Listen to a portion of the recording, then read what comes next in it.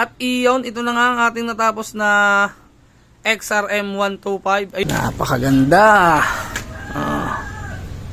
Lapit ko kayo, ang makina. Yung makina. Bago lahat to. Orig parts lahat mga kamikaniko.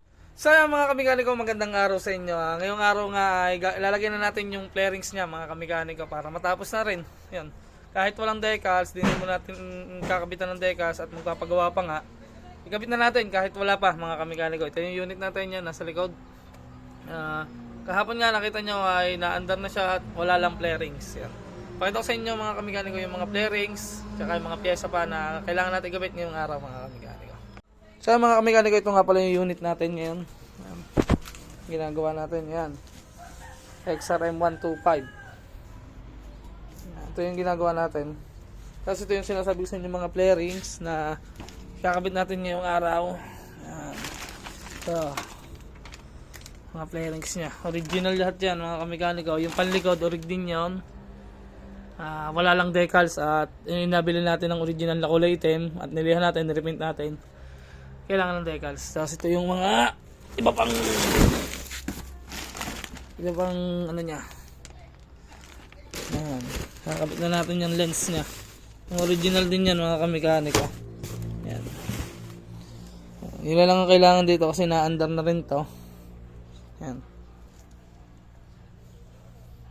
So paano mga kamikaniko, update na lang tayo tungkol dito sa ating yan, nire-restore na XRM 125.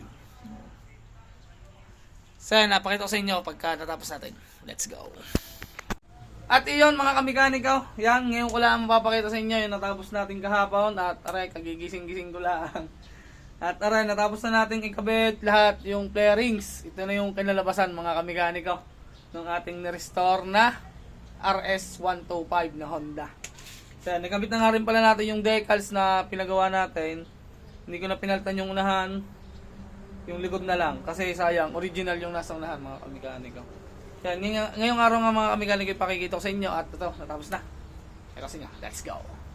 At iyon, ito na nga ang ating natapos na XRM 125. Ayun yung pinagawa nating decals. Medyo hawig naman siya mga kamikaniko, di ba?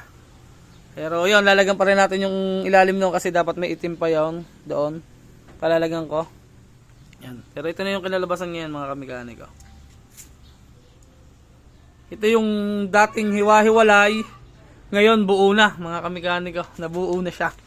Yan, pinalagay din nga pala ng carrier sa unahan. Yan, ito na. Ito na yung natapos natin. Pogi na. Diga. Yan yung makina natin, oh. Yung natapos natin makina, stock. Pero naka-bolts, yan, oh. Yan lang yung bolts niya. Pero lahat ng bolts ng mga kamikaniko stainless simula sa kaliitan. Ang hindi lang diyang stainless yung ehe. Kasi nabili ko na yan, eh. Yan. Kasi alang hindi naman ikabit kasi nabili na natin. Pero kaya na palitan na may-ari yan. Ito na yung kinalabasan. Diba? Napakaganda. RS Road Sport XRM 125, oh. Alright, sana naman magustuhan ng may-ari ito mga kamikaniko itong natapos natin. Yan. Napakaganda. Lapit ko kayo, ang makina. Yung makina. Bago lahat to. Orig parts lahat mga kamikaniko. Ang hindi lang orig pala, baka nagsasabi ng orig parts lahat. Ang hindi lang orig ay yung kanyang tambutso. Nakalimutan natin bumili pero all goods na yan. Madali naman palitan yan. Ito na yung kinalabasan. Alright. Sana matuwa yung may kanya. So yan, paano mga kamikaniko, napakita ko na sa inyo yung ating unit. At bukas naman ay mag-vlog ulit tayo dito, tungkol dito ulit mga kamikaniko.